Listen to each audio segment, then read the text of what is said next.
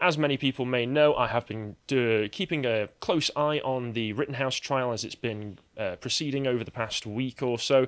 Primarily this week is when a lot of the more interesting stuff has been going on, including Gage Grosskreutz, the only survivor of Kyle Rittenhouse, testifying on behalf of the state, getting caught in the cross-examination by the defense, saying that, Rittenhouse only shot me when I was about to point a gun at his head, which kind of destroys any argument against self-defense, at least in his case. But there are also the death and shooting of Joseph Rosenbaum, the convicted pedophile, and Anthony Huber, the convicted abuser, as well. So we're talking about some incredibly virtuous people here that Kyle Rittenhouse was defending himself against, as far as I've seen in terms of the video evidence. Trial day 7, which was Wednesday, is when things really took a turn, because on Tuesday, the prosecution, the state who are trying to prosecute him with murder of Joseph Rosenbaum and Anthony Huber, rested their case. They brought forward their last witness at the time, and then the defense started to bring their witnesses forward. And on Wednesday, there was a pretty major turn of events when they decided to bring Rittenhouse himself onto the witness stand to testify in his own defense, which was very interesting. But before we get to that, there are a few details I should probably mention in regards to what led up to that. So one of the things that was brought up on Monday in regards to Gage Grosskreutz was the fact that his roommate, Jacob Marshall, after the incident had occurred, picked him up from the hospital after he'd had surgery on his bicep, and posted in the comments when he was arguing with a few people, "I've got Gage right here. The only thing he says that is he wishes he'd killed that kid," obviously in reference to Kyle. So they subpoenaed him and brought him in, and I was expecting it to be a bit more juicy than what actually went down, but upon direct and cross-examination of Jacob Marshall when he was on the stand, essentially he just said, "Oh, well, people were threatening Gage and I didn't want that to keep happening, so I posted that to scare them off." Yeah, right. Yeah, exactly. Who's going to believe that? That's so ridiculous. Yeah, that's my point. And then he later deleted that as well, because he's like, "Oh, this doesn't look very good optically." So the whole thing seems a bit deceitful, especially when you're testifying under oath. But they sort of like went along with it. And he said that Gage had never actually said that to him. He was only saying it to scare off people who were threatening them. But there's also the case of Grosskreutz himself being quite deceitful after the incident. He had filed in a lawsuit against the state of Wisconsin for $10 million for what happened to him, as if the state had any... Well, I mean, you could blame the state for allowing the riots to happen, given the fact that the police were quite ineffective in reality when you look at the footage, but he certainly didn't have a case for $10 million, and he tanked his own case. So with him doing that and Jacob Marshall being his roommate, I don't believe a word either of them say between them, apart from, of course, him admitting that, I was gonna shoot him in the face, and then he shot me. Well, he was shown video evidence in court, and it was basically undeniable, wasn't it? You can see it. It was pulled out of him, yeah.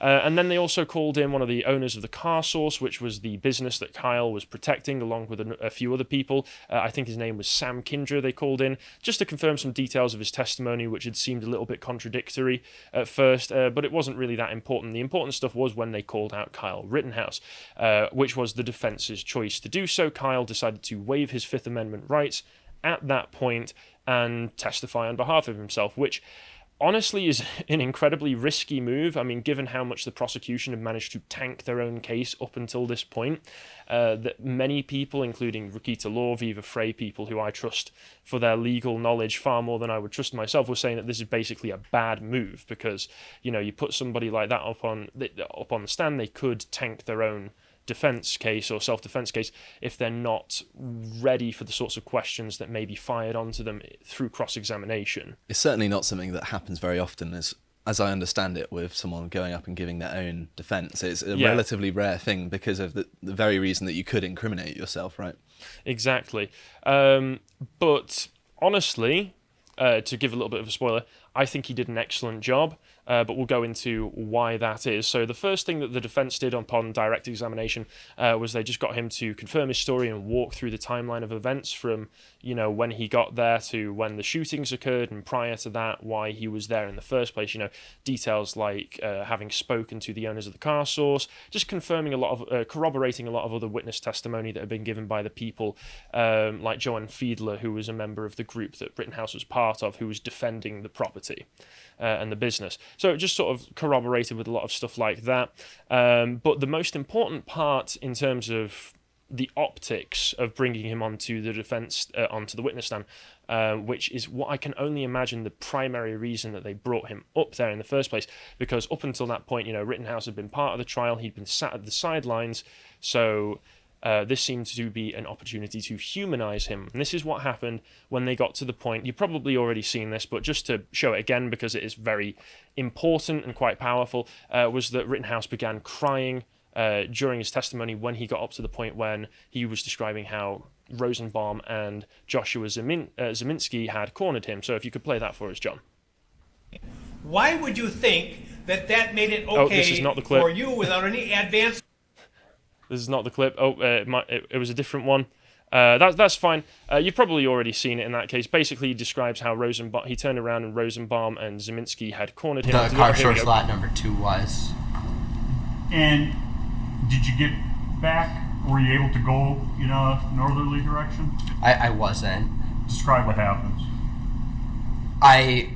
Once I take that step back, I look over my shoulder and Mr. Rosenbaum was now running from my right side. And I was cornered from in front of me with Mr. Zeminski.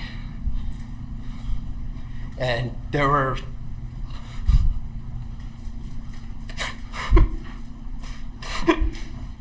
It's tough watching. I don't want to watch it again. It was quite difficult to watch, yes. people right there.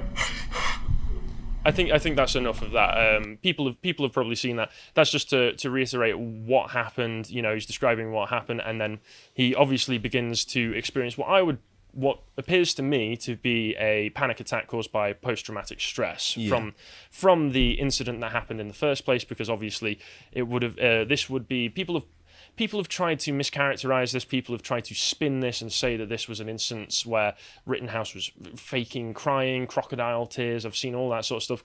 Callum and Leo went over a lot of the reaction to that in an excellent segment yesterday.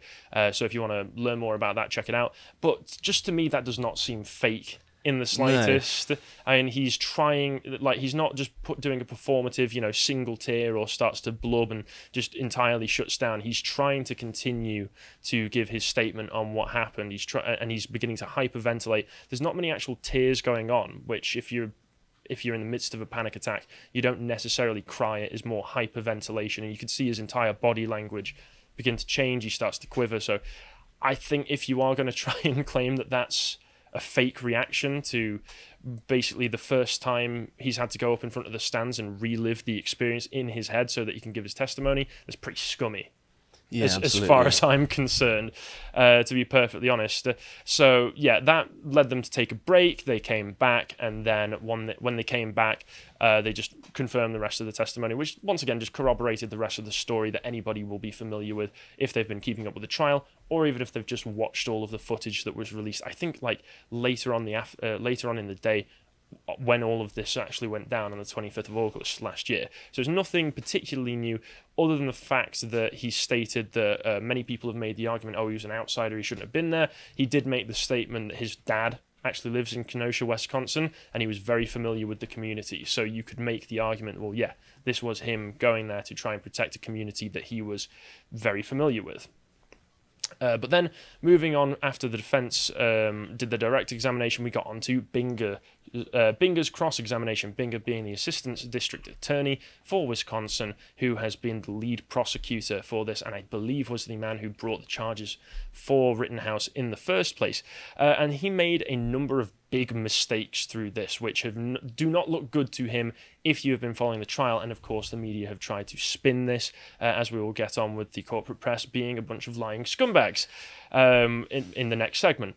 So this article here, we've got Legal Insurrection, is stating one of the things that ADA Binger got him in hot water with Judge Schroeder this morning was his referring several times on cross-examination of Kyle that the 17-year-old had not previously sought to explain the events of that night, improperly referencing in front of the jury Kyle's exercise of his Fifth Amendment rights, obviously the right to not do anything or say anything that could incriminate yourself. And this was in reference to the idea, Rittenhouse Rittenhouse has been sat there at the sidelines this entire time while the trial has gone on, and he could have tailored his testimony to what everybody else has been saying so it fits in and corroborates more clearly with them. The problem is that you're not allowed to do that. That is a violation of his Fifth Amendment rights, and it's also prejudicing the jury to start to think that, especially given it's a line of questioning that was not permitted by the judge. And it led to this pretty spectacular encounter between the judge and Bingo, which was not the first of its kind. If you show us the clip, John. Oh, I don't know. For you, without any advance notice, to bring this matter before the jury. I was astonished when you began your examination by commenting on the defendant's post-arrest silence. That's basic law. It's been basic law in this country for 40 years, 50 years. I have no idea why you would do something like that. And it gives, I'll leave it at that. So I don't know what you're up to. Yeah, so that response is, in my opinion, very well deserved. If anyone's been paying attention to the way that Bingo has been conducting himself during this entire prosecution, he has not been acting with honor, you could say. And in fact, one of the previous witnesses, when cross-examined by ADA Krause, the other prosecutor, had made reference to the fact that the two prosecutors, upon visiting him, had actually tried to get him to change his statement or seemingly falsify his statement prior to the trial coming up. So they do not seem to have been conducting this in any way honourably, as I've said. And the other thing is that once again, this all just seems to point. This has been spun by the media in the sense of they've just been pointing out that the judge has been shouting at him. They're trying to make it seem as though he's biased in favour of Rittenhouse, when in fact he seems to be, to my eyes, biased in favour of upholding the law and sticking to the jury, sticking to justice, you could say. But yeah, throughout the rest of the cross-examination, Bingo continued to make a number of ridiculous reaches in terms of what could have motivated Kyle to go out there and murder people. So play this one, John. In video games that resemble all guns. Isn't it true when you would hang out with Dominic Black, you'd play Call of Duty and other first-person shooter video games? Sometimes. And those are games in which you use weapons like AR-15s to pretty much shoot anybody who comes at you, correct? It's a video game where two players are playing together. I don't really understand the meaning of your question, to be honest. Isn't one of the things people do in these video games try and kill everyone else with your guns?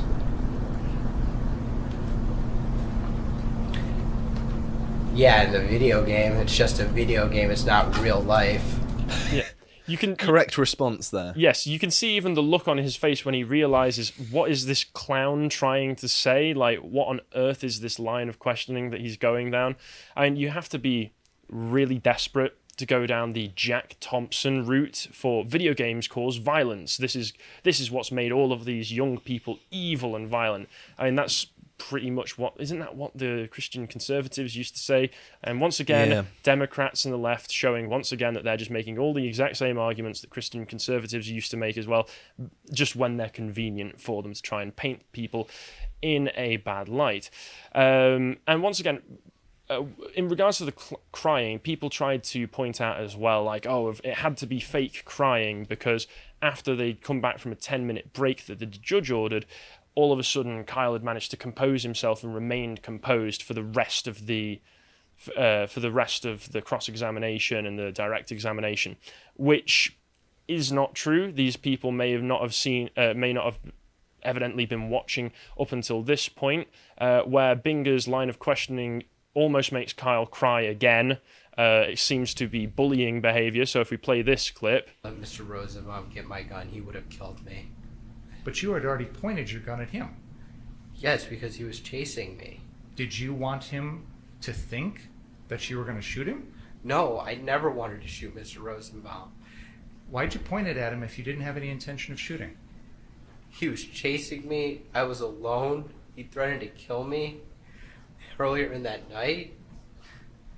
I didn't want to have to shoot him, But you understand.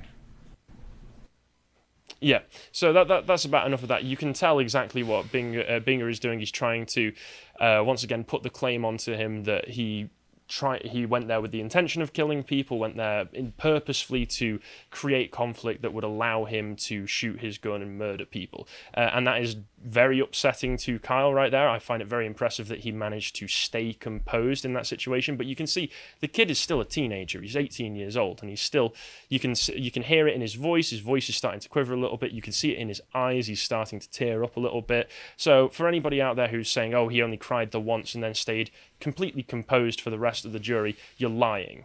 You're lying to yourself and you're lying to other people if you actually believe that. And then there's a few other things that Binger tried to do that were a little bit duplicitous, you could describe. He got shouted at again for trying to submit evidence of Kyle saying that he wished he had his gun with him. There's that video footage of him like watching looters loot, as you'd imagine, and you can hear him say, oh, I wish I had my AR with me so that I could do something about this. This was not permitted by the judge to be submitted, and Binger tried to put it in front of the jury again, once again, seemingly to prejudice them against Kyle. This was not relevant because, of course, that was like a few weeks before the incident happened, and it's very different to say, oh, I wish I had my gun with me, than to actually be in the situation where you have your gun with you and are being chased by people. Then he also tried to submit that image of Kyle wearing his Free as F shirt and doing the OK symbol with a bunch of people, which was terrible optics, yes. But once again, that was a few months after the incident, and from what I'm aware, was set up by one of his attorneys, or at least the head of his legal team, as a press shoot, which seems to have been a terrible idea on his part, if that is true. But yeah, going on from there, the questions basically ran round and round in circles for a few hours until until the cross-examination just decided to end at one point. They didn't really get any incriminating evidence out of him. His story was very consistent, and honestly, he did a fantastic job for an 18-year-old putting that much pressure. The defense afterwards chose not to redirect, so they ended the day there, and now we move on to day 8, which is the last day of any witnesses being brought forward. So you can see here the final day of testimony in the trial was the first time the prosecution had offered any evidence in this case that was inconsistent with Kyle's core legal defense of self-defense. In a case where the legal defense of self-defense must be disproven by the state beyond a reasonable doubt.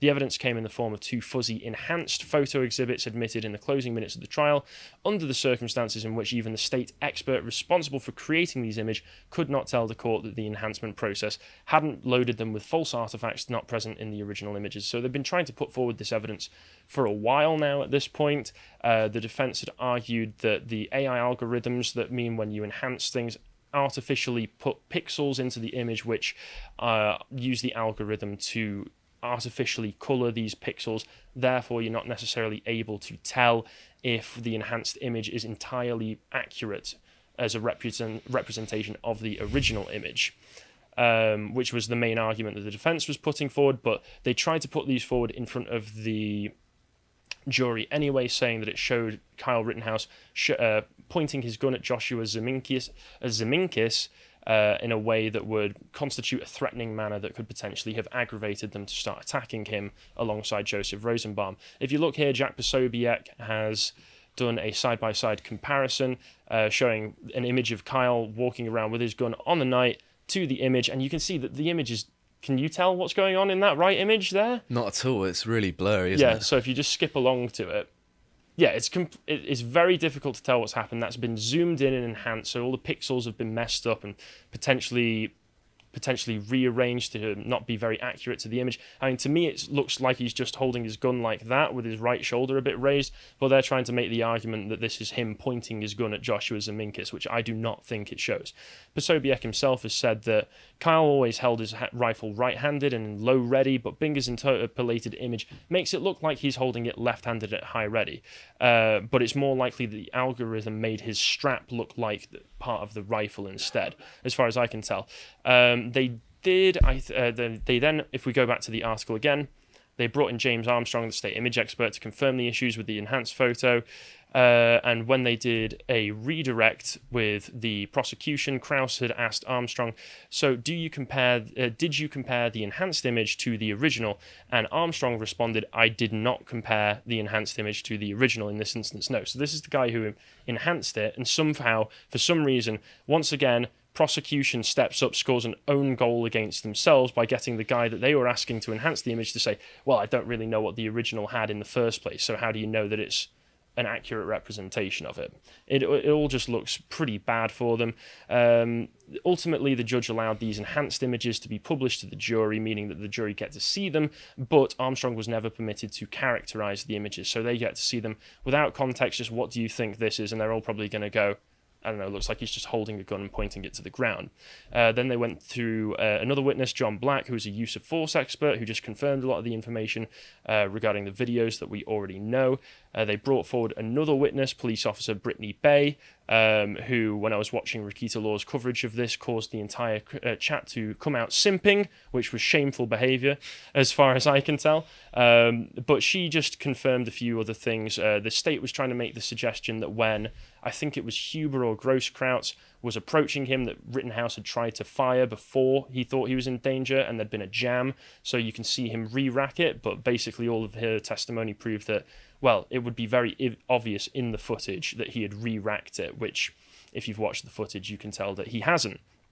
And then they brought in the most controversial witness, who I believe is the last witness for the whole case at this point, a man called Drew Hernandez, who works for a right-wing publication called Real America's Voice, who was there on the night covering the riots for his social media. I don't think he was part of Real America's Voice at the time. However, they just reconfirmed a bunch of things that we already knew about it, but then on the cross-examination by Binger, it became very apparent that Binger was very prejudiced against this man for his political views.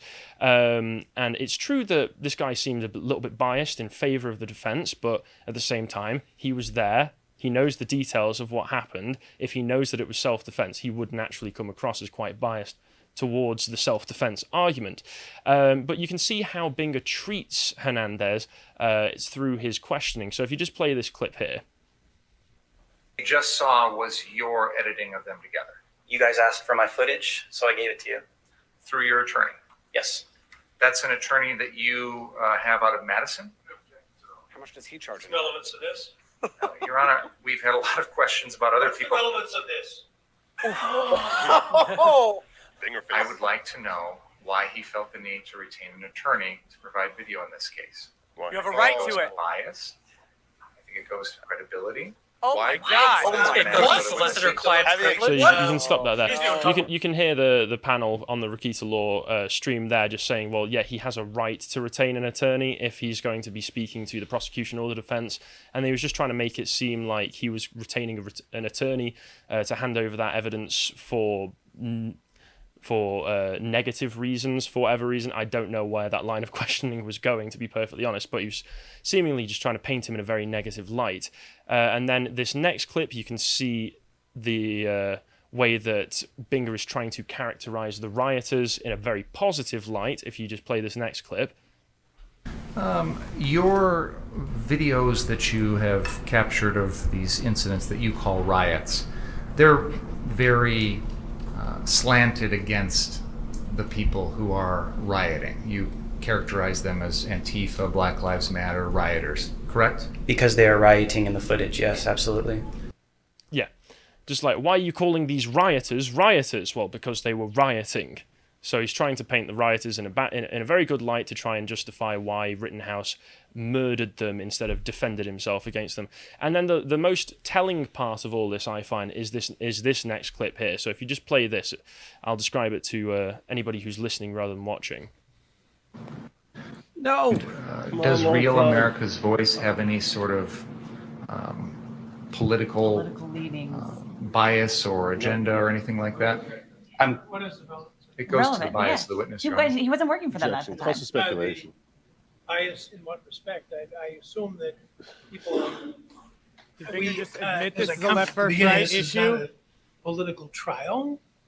And Binger I just don't know admitted how it you was. actually- He just said it's a political that's trial. that clip. For anybody who was He listening did. rather than watching, when the judge said this isn't a political trial, Binger gave himself a little head tilt as if to say, well, it might be, which basically says it all about why it is that he brought this forward in the first place. He's trying to turn it into a political trial because he sees Rittenhouse as an enemy to BLM, an enemy to Antifa, who presumably, being an assistant DA, make up his voter base. Let's be perfectly honest here. And then the last thing after that, there was nothing really much more notable about that. The other last thing is that Drew Hernandez himself, if you scroll down on this image, after giving his testimony, has been receiving death threats. Beautiful.